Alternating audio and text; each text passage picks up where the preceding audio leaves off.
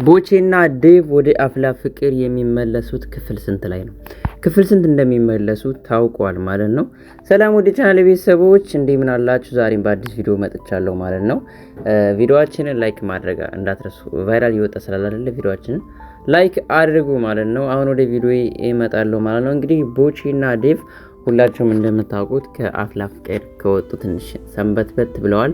ያው እኛም ናፍቀናል ማለት ነው። አሁን እንግዲህ ቦቼና ዴቭ መቼ ነው ወደ አፍላ ፍቅር የሚመለሱት፣ እንዲሁም ክፍል ስንት ላይ ነው የሚመለሱት የሚለው ነግራችኋለሁ። ባለፈው እንደምታስታውሱት ቦቼራ እንግዲህ ከአፍላ ፍቅር አልወጣሁም እመለሳለሁ በግል ጉዳይ ምክንያት ነው ወደ ዱባይ ሀገር የሄድኩት ብሎ ነበረ።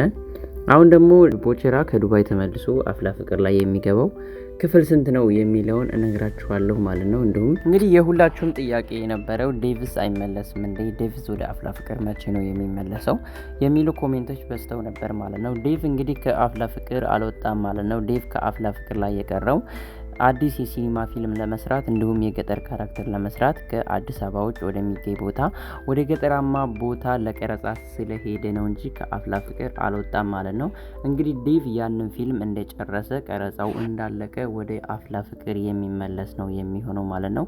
እንግዲህ ዴቭ ከክፍል 185 ከ190 ይመለሳል ብዬ አስባለሁ ማለት ነው።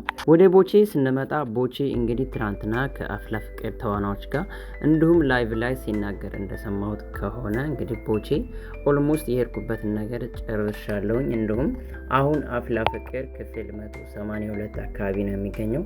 እንዲሁም እስከ ክፍል 190 አካባቢ ጠብቁኝ ሲል ላይቭ ላይ ተናግሯል ማለት ነው። እንግዲህ ቦቼ በዛ ሰዓት የሚመለስ ከሆነ ከ5 ክፍል በኋላ ቦቼራ ወደ አፍላ ፍቅር ይቀላቀላል ማለት ነው። አሁን እንግዲህ ከመጨረሻ በጣም የሚያስቅ ቪዲዮ አስቀምጬላችኋለሁ ማለት ነው። እንዲሁም ቦቼና ዴቭ ምን ያህል ናፍቀዋቸዋል የሚለውን ኮሜንት ላይ አሳውቁኝ ማለት ነው። አሁን ወደ ያስኩላችሁ ቪዲዮ እንሄዳለን።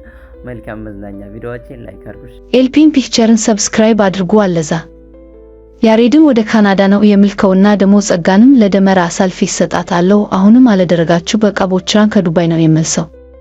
ግምጃዬንም አፍላ ፍቅር አስገባታለሁ። ከዛ የኪሩ ፍቅረኛ ሁና ትሰራለች፣ ምክንያቱም ቦቼ ሄቨን አለችው። ኪሩም ከቤዛ እናት ላይ ይወርዳል።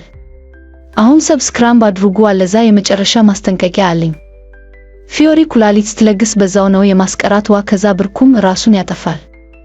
ኤልፒን ፒክቸርን ሰብስክራይብ አድርጉ። አለዛ ያሬድም ወደ ካናዳ ነው የምልከውና ደግሞ ጸጋንም ለደመራ አሳልፌ ይሰጣታለሁ። አሁንም አለደረጋችሁ በቃ ቦቼራን ከዱባይ ነው የመልሰው።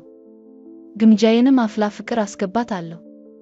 ከዛ የኪሩ ፍቅረኛ ሁና ትሰራለች፣ ምክንያቱም ቦቼ ሄቨን አለችው።